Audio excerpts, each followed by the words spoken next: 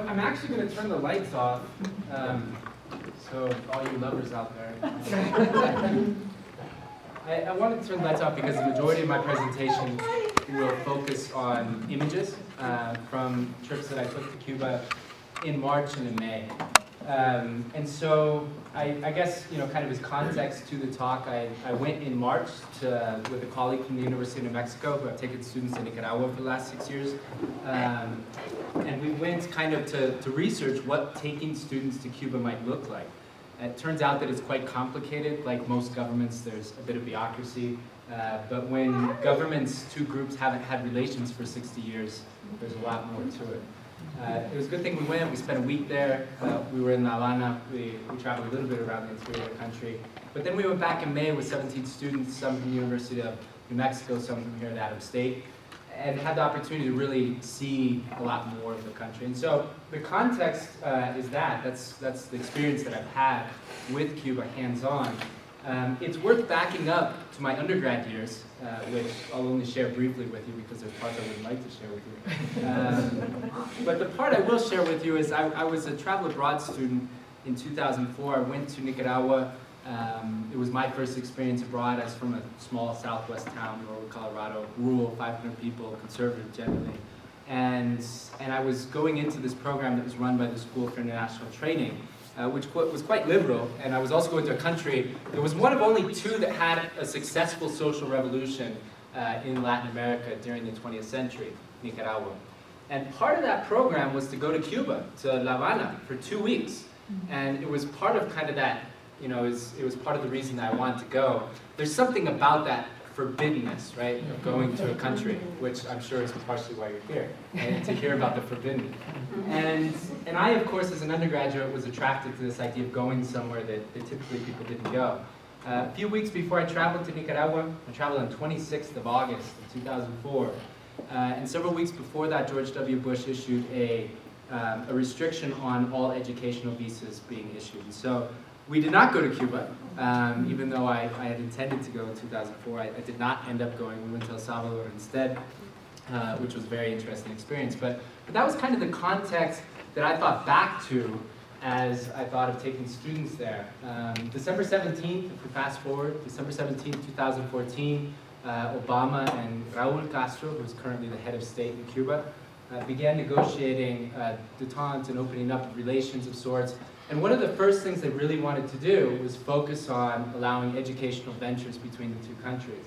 And so that kind of forbidden juice inside me came back to life, and I immediately started thinking about how I might be able to take students. So that's the context that gives a little bit more background into my relationship with trying to travel to this country and eventually actually traveling to this country. And what I'd like to share with you tonight are a few stories from the experiences I had on the ground. I'll do so through visuals mainly. I took most of the photos I'll show you, but some of them are lifted from the internet. They're not sourced, I apologize. But what I will show you are images that tell a certain story of what maybe we can learn from these 60 years of frozen relationships between our two countries. So I'll start off. This is a photo leaving Miami. South Beach, it turns out, is a very interesting place. It's kind of the epitome of capitalism. It's conspicuous consumption at its best. Think of an MTV video, Pitbull, something of the sort, and that's more or less what South Beach looks like, right? It's the exact opposite, really, in many ways, of what you see in La Habana. This is La Habana. Habana is marked by the Malecón. People may have heard of the Malecón. Ernest Hemingway, among others, writes about it. But it's this long kind of beachfront that goes along the rocky shore in La Habana and looks out towards the southern Florida coast. La Habana has a fascinating history as a country. Here's a building, one of the main hotels that's run by the government today, which was built by mafiosos or mafia groups in the 1930s. There's actually a twin, this is the twin actually, of a building that was built previous in the 20s in Tampa, and they mirror each other, right? They look out at the sea, I guess, towards each other. So there's this deep history of kind of it was the Las Vegas of sorts, right, of the Caribbean, Cuba. And of course that history is still here. You see very beautiful buildings, colonial style buildings from the 30s, 40s, and 50s. And of course you see the cars, which I'm sure you're expecting photos of. I don't have too many at this point. But what you do see is how that history stops during different periods, right? Cars are really kind of a what's what of Cuban history. American cars ran up to 1959, and then you get Soviet cars, right? And then as soon as Soviet cars stop, you start getting Chinese cars around 1990, 1991. And today that diversity is clearly marked, right? You can kind of see this chronological history of Cuba through these vehicles. Cuba is, of course, known for being the type of place photographers love. I, of course, was very much inclined to take my camera and did so. Here's a photo of a young man who asked me to take his photo. He just happened to be against this beautiful old door, right? He happened to have amazing eyes. And, well, anyways, he also is emblematic of the type of mestizo culture, this mixing of cultures that is often seen in the Caribbean.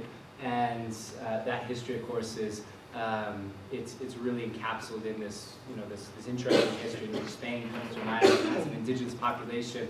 And then, of course, there's African Americans or Afro-Caribbean slaves coming and being traded through the island as well. And so, not only are the people an interesting mix of this history, but the culture is as well. These are just two beautiful ladies that I couldn't help but take a photo of. They're very kind. This is some art that one of our students purchased. One of the things that Cuba is famous for is its education and healthcare reforms following the revolution in 1959. Another thing it's really well known for is art. It exports a great deal of art and cinema, and you see this, right? And our students, I think, were quite taken back by that. This is a sculpture, a lot of historic preservation in different parts of the country. This man was working on an old statue from the 16th century. Of course, there's beautiful countryside. This isn't uncommon, which is actually quite interesting. There are actual factories in Cuba that still produce horse-drawn carriages, not because they're antiques or interesting things to pull around on the weekend, but because they're actually used in the production of agriculture and transportation. One of the interesting things, I think, from a sociological perspective, one of the things that kind of blew me away about Cuba is it's an aging country. It's in many ways a developed country, right? Their life expectancy is 78 years and rising, which is worth thinking about because in the United States, our life expectancy is 78 years and falling, right? We're the first generation that live less than our parents, or projectedly. And Cuba's going the opposite direction. And so they've done things on their healthcare system with a lot less money than the United States, which is it's a point of reflection, right? They're also an aging country. 80% of the population lives in cities, and many of the people that you see and meet are old, right? And so it has issues of dire poverty. The income brackets kind of top out around $65 a month. That's what doctors earn. They go down from there. But while it's a poor country, it's rich in other ways, in culture and education, healthcare. The revolution, this says, la revolución es unida, this idea of, es unidad, this idea that unity is the revolution. You see signs of the revolution, emblematic pictures, etc., of the revolution in most places. You, of course, see beautiful fauna, right? And there's beautiful flora if you travel across the country. We're at an orchid farm here, but it's very much in the Caribbean. Different forms of transportation, of course. Bicycles are very common. But I think the one thing, and this kind of gets into the heart of the lecture, the one thing that is most common across Cuba is reminders of the revolution.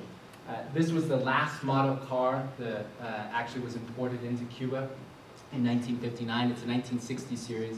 For whatever reason, that was the thing back then too, right, to buy the car from the next year, in the previous year. But this is a 1960 series. It's the last American car to go into Cuba. And so everywhere you go, Cubans tell you little tidbits about history. And our driver had actually pulled me up front and he says, look, that's it. That's the last car that came into Cuba. And it's fascinating, just that, the memory of, the living memory of history between the two countries, the United States and Cuba, that exists in people's popular consciousness. This is, of course, a young fellow, I can't remember his name. It's Fidel Castro. This is Fidel, right? Fidel is often younger images of him are depicted in many places across the nation. Interesting, they're not near as prevalent as I might have expected. I've been to countries where very strong, charismatic leaders lead countries for long periods of time, such as Nicaragua, Bolivia, and others. And there's a much stronger presence of the image of those leaders in public. And Fidel has very much stepped back. It's much more his brother, Raúl, who's depicted in the public light. But images of revolution are everywhere, right? So this is in the Museum of Revolution. You have Fidel in the center. This is Camilo Cienfuegos, who dies shortly after the revolution in an airplane crash. And of course, Che Guevara, who is this young Argentine doctor who meanders his way up Latin America, is inspired by the poverty and inequality that he sees, meets the Castros by chance in the 1950s in Mexico City, and the young lawyer, Fidel Castro, and his brother Raúl decided that he might be a valuable asset to take on the boat that ends up crashing off the coast of Cuba in 1957. 12 survivors make it up into the mountains and somehow convince other people that they should take on this revolution that they had concocted in Mexico City, right? Enough people followed, and the revolution was successful in 1959. But if there's one image that captures the revolution or is most common across the island and really around the world, right, this image of rebellion itself, I think it might be captured by the image of Che Guevara, right? So you have this famous image of Che Guevara. This actually says, this is in the La Plaza de la Revolución, or the Plaza of Revolution. It says, hasta la victoria siempre, which is when he resigned from his position as a minister of economy in 1965. He wrote this long letter, and he ended it with, until victory always. An interesting kind of a joke, an aside, Che Guevara, shortly after the revolution, there was a meeting among generals and successful individuals that played an important role in the revolution.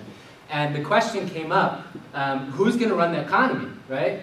And Che goes, I'll do it, right? And he's a doctor, and so everyone looks in the room at him like, well, what do you mean you're going to run it? He goes, oh, I thought you said we need an economist. And they say, no, we said we need a communist. And he says, exactly, and I'm a communist. And so Che, in one way or another, becomes the Secretary of the Economy, does that for 5 years, but his image is everywhere, right? He ends up being killed around 1967 in Bolivia in an ill-fated campaign to bring a revolution, to export a revolution to Bolivia. But his image continues to be a part of popular culture in Cuba and elsewhere. And Joel? It's more than an image, it's an icon. It's an icon. I think that's an important point. And I'll get to that with some of these images. It's in posters. It's on murals, of course. You see it on billboards. You see it in foreign countries, right? So this is in Portuguese. You see it on tennis shoes, so you can walk with Che. You can wear Che if you like. You can, of course, talk with Che. He'll protect your phone. You can bathe with Che, right? You can throw a few down with him. You can drink coffee with him. Well, yeah. You can pray with Che. You can buy things with Che, which is ironic. And if you really want to beat Che, well, sorry, you get the point. If you have Amazon Prime, you get this for free. At least the shipping. But my point is this. What is this image of Che? What is this icon? How does it come into popular culture? How does it spread around the world? And what can we learn from this image of Che? And so the image itself is taken by a man, Alberto Curra, and I have a book of his photos here for afterwards if people would like to look at them. But Curra is this photographer in the 1940s and 50s. He's kind of this playboy photographer, right? He's documenting really this wild culture that's taking place, this Las Vegas-style culture that was prevalent in La Habana prior to the revolution in 1959. He was married to a beautiful model who was his favorite model, of course, to take photos of. But there was something along the way that really changed the way Curra thought about his work. And in 1960, on March 4th, there was a ship of munitions that left the bay. It would have left a few weeks earlier, but it left from Belgium, and it ends up in the Bay of La Habana. And it was a ship that ends up exploding. It was the second ship of munitions that had been sent to La Habana, to the Bay of La Habana. And the CIA had actually warned the Belgian government during the first shipment. They said, we don't want you to send this, and we don't want you to send any more. The Belgian government, being the sovereign government, said, we're going to send another one, and they did. But the CIA rigged it with explosive prior to the ship actually leaving harbor in Europe. And so when the ship came into harbor in La Habana, on March 4th, there was one detonation. And of course they waited while people filed on to help the people who had been injured. And once the ship was full, it exploded a second time. 90 people died that day. 200 people were injured. But there was an important effect of that. Right? Of course, people were mutilated and led to funeral processions the next day. You can see some photos here of Fidel. These are photos that Curda took, the photographer I was just describing. And Fidel's actually holding munitions that didn't explode in his hands from the ship. And he ends his speech by saying, Patria o muerte. And it was the first time it had been said in public, at least in front of an audience. He goes, the motherland or death, or the fatherland or death, I suppose matters how you want to translate it. Patria o muerte. And it really begins to inscribe itself, this idea of fighting until the end to preserve the revolution that these people had fought for in popular culture. And there was a photo, there were two images, you can see them here, that Curda took. He comes up as Fidel's talking towards the stage, and he's shooting from below.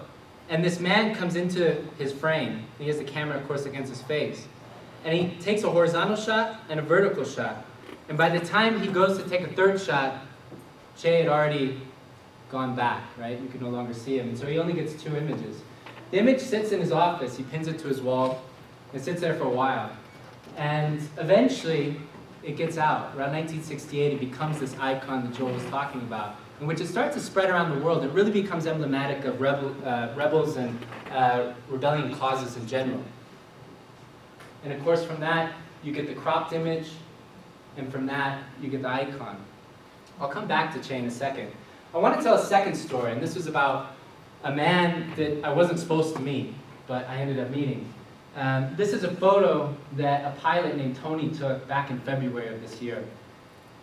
He flies around the world, goes many different places, takes amazing photos, but this was one photo that my friend, my colleague, Matias Fontenna, who I was telling you about at the beginning, happened upon on Facebook as we were planning this trip. And he said, you have to see this photo. He goes, you have to see it. And he's a very effusive individual. He goes, you have to see this photo, it's amazing.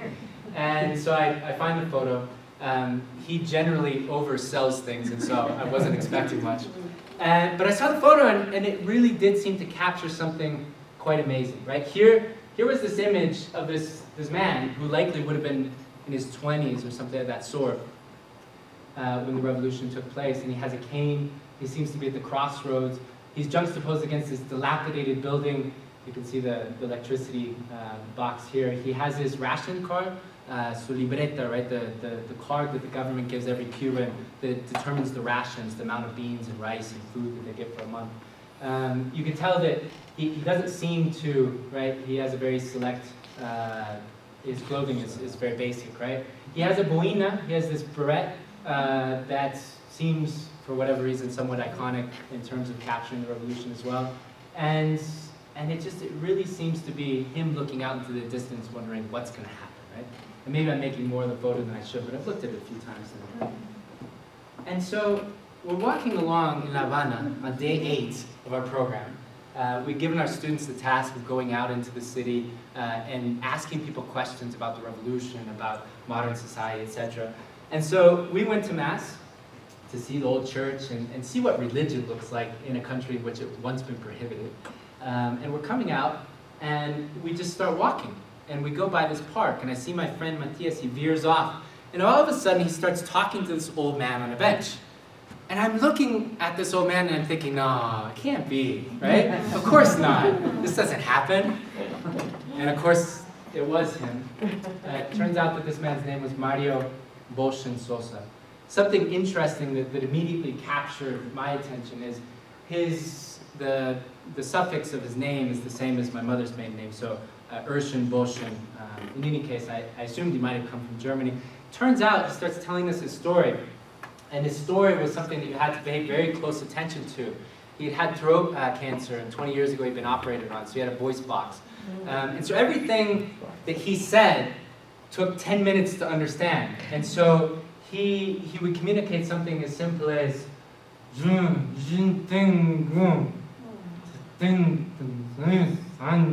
right? He would say something like, I'm 76 years old, and you'd really almost have to read his lips to understand it. And so we sat down, we ended up being on this park bench for an hour or more, talking to Mario, and I went the next day to his house and spent about 6 hours in the afternoon with him. And the stories were really quite fascinating, but there was one thing that really caught my attention. While we were talking to Mario, this wandering salesman of sorts comes up beside us and he says, yo te vendo mi mapa de los Estados Unidos. He goes, I'll sell you my map from the United States. And of course, we're thinking, well, okay, we have Google Maps, but what do you got? And in this moment, he has this book in his hand, and Mario is looking at his book, and he's going, he's going, I was there. And so we look down at his book, and it says Playa Girón. And Playa Girón is the Spanish term that's used to describe the Bay of Pigs, which was the ill-fated mission that Kennedy sent down of Cuban dissidents that left after the revolution to southern Florida. And then were trained by the CIA, the School of Americas, and others to go to Nicaragua and then go to Cuba and take back the country. And of course, through intelligence, the Cuban government was tipped off, and I think it was April 17th of 1961, they were waiting for the soldiers that were coming, right, the mercenaries of sorts that were coming across the sea to try and take back the country. And so they'd armed the beach that was going to be attacked with soldiers. And Mario Bolshan was in the National Guard of sorts. And so he was armed with a rifle. He said he'd never had a rifle in his hand before, but he was given a few days of training, taken off in a caravan, and put upon this beach and told to fire when fired upon. You can imagine, right? You can imagine what must be going through a young man's mind to be willing to take that arm, that gun, and actually lay on the beach and fight for a country that had just come into fruition. And I think that's an important moment, right? That's a moment that we have to think about is, what is it that led people to support this rebel cause? What led people to support los barbudos, the bearded ones in the mountain that came down and took over the country? And so, in spending time with Mario, he turned into this amazingly happy man, right? So this initial stoic image that I was showing of him back in the United States in February became a story to me. It became a human story. And that human story told me something about the revolution that I don't think I quite understood before I went to Cuba. And it had to do with this simple idea that there's something about society that we can learn in these cases where revolutions are successful. Most revolutions are not successful. Most of them fail. But when they are successful, that says something about the context in which the revolution arose, right? There must have been enough people that were unhappy enough and that were subjected to enough cruelty and they didn't have access to the basic things that they needed for well-being, that they're willing to support this crazy cause. And in fact, they might even be willing to die for it. I think that's true when you think about the case of the War of Independence in the United States, the Cuban Revolution, the Nicaraguan Revolution. You can think back to French revolutions, etc. But when we look at revolutions, there's this common element. People are so unhappy across a wide enough breadth of society that they're willing to risk their lives. And Mario was one of them. This is me with Mario outside his house. He has a very simple home. 2 floors, but really basic furniture, a bed, the basic food that he needs. We spent, like I said, about 6 hours talking with Mario. And Mario, at one point, is actually staring up at this photo of his wife on the wall. And his tears just start coming down his eyes, or out of his eyes, and he starts reflecting on his life before the revolution, before when he had met his wife and when he grew up, etc. And in that moment, right, we asked him, why did you support the revolution? And he responded with his basic, right, his basic ability to communicate. He goes, "Porque yo tenía hambre." Because I was hungry. It was a very simple thing for him. After the revolution, he had food, he had a house, and he had the basic things that he needed to access human well-being. This is his libreta. This is what the government gives him that determines how much food he gets per month. And this is Mario showing us, he had this old toolbox. He worked construction when he was younger, and so he got out his tools and he's showing us how he would do different things. Here he was showing us how he would lay bricks. This all relates to a third story that I think we can all relate to in one way or another. It's a little more personal, it's closer to home. It relates to a story that's ongoing right now. I'm not sure if people know about this, but it's a phone app. It no longer works, but around 2012, this fellow named Josh successfully was able to patent something called Metadata Plus. It was a simple app. The basic idea of the app, so it's metadata, was that it would track drone strikes, US-led drone strikes in the Middle East. And it would give you a point on the map of where that drone strike took place and who was killed and kind of under what basic context. It took, I think, 7 tries to get that patent to go through. Anything with the word drone in it was turned back. And of course, he finally was able to put it through with Metadata Plus. So I'll just read you a few from my phone.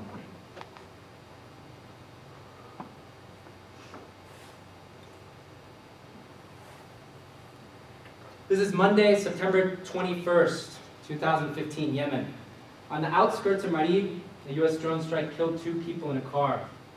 Saturday, September 12th, 2015, Yemen. On Saturday, 2 US drone missiles hit a car in Al Jawaf. The 4 men were not immediately identified. Skip down. Friday, August 21st, 2015, 3 people were driving through the desert region of Harib. A drone strike ended their lives. These come daily. Oftentimes they'll come during class and I'll read them. Saturday, January 31st, 2015, Yemen. On Saturday afternoon, in the desert town of Al-Shaid, the US drone strike killed 3 men.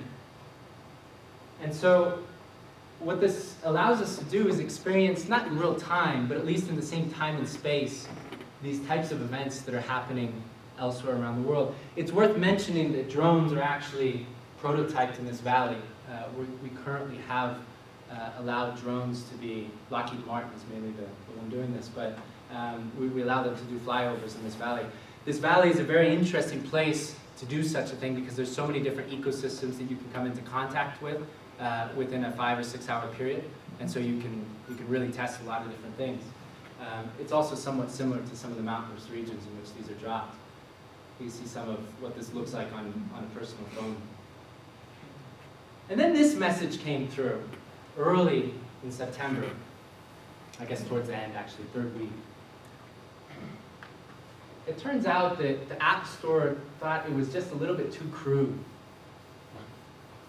to deliver this content to people anymore, and so it was removed. You can still read the old messages that come through on your phone, but there are no new ones that come through. I wanted to end, and then we can open up for questions, because I assume people have questions, with a basic story, and I'll turn the lights on for this. That has to do with this painting that I have over here. You might notice it's the same as this photo. On that same day that I met Mario, we were walking through a market. And it was a market that I didn't expect to walk into. And we walked into this market, and I walked towards the back, and there's this series of paintings, and I saw this painting. And maybe it's because I have a 3-year-old daughter, right? And so I was immediately attracted to just these heavy eyes, and perhaps I have a soft place for young people that look like my daughter, right? And so I walk up to it and I start staring at it, and this young man comes up to me and he goes, "Ah, la niña de Curra." And I go, "Curra's girl?" I had no idea what he was talking about, right? I didn't know who Waddell Curra was. I didn't know who this photographer was who had taken this picture. And so he starts telling me this amazing story of a photographer who somewhere around 1959 had a change of heart. He had taken all these sexy Playboy type photos in La Habana of old, And somewhere around 1959, he takes this picture. And when he takes this picture, he asks the girl about the piece of wood. He goes, well, what is this piece of wood in your hand? And she goes, esa es mi muñeca. She goes, this is my little doll, right? And it was in that moment, when he met this poor girl in the countryside, that he decided, at least according to him, that there must be something more worthwhile, right? And that it was worth dedicating his life to it. So that's the story of La Niña de Curda. It turns out that $150 seemed expensive to me, right? It shouldn't have in retrospect. But when you're operating in a country that is operating on what they call national pesos, and these are coups, this is what you get when you come into the country if you're a foreigner. And then you get, if you spend in the local economy, there's two currencies, I know it's a little wild, but you have foreigner, kind of currencies, the coups, and then you have the national pesos. And each national peso is worth about, you get 24 of these for each one of these that's worth $1. So I know it's a little bit confusing. Our students lost a lot of money because it's so confusing. But when you start operating within the local economy, you go, $150 is a lot of money, right? And of course, 17 days later, I'm going, we're leaving, we'd gotten up, it was 4 in the morning on a beach, and we're heading for La Habana. And all I have in my mind is La Niña de Curda, right? And so we get to La Habana, and I hear the bus driver, he goes, we're gonna go up 23rd Avenue, and I knew that's where this little place was. I said, can we stop? And of course he said yes, because we tipped him well. And so we stop, and I go in, and it's raining. And I look for this guy who had this painting. There's no paintings out because there's rain everywhere. And he's not there. So I'm leaving, and he goes, I didn't think you would return, right? All of a sudden I hear this voice. And so he comes out of nowhere, and he pulls out the painting, etc. Of course I didn't whittle him down. I paid the $150. And I brought back this painting. But I brought it back because I think there's a moment in all of our lives when we can look in retrospect or in introspection and say, that was the moment when I decided to take a different perspective on things. And I think that was his moment, and I think we all have these moments. And sometimes they reoccur throughout our lifetime, at least one would hope they would.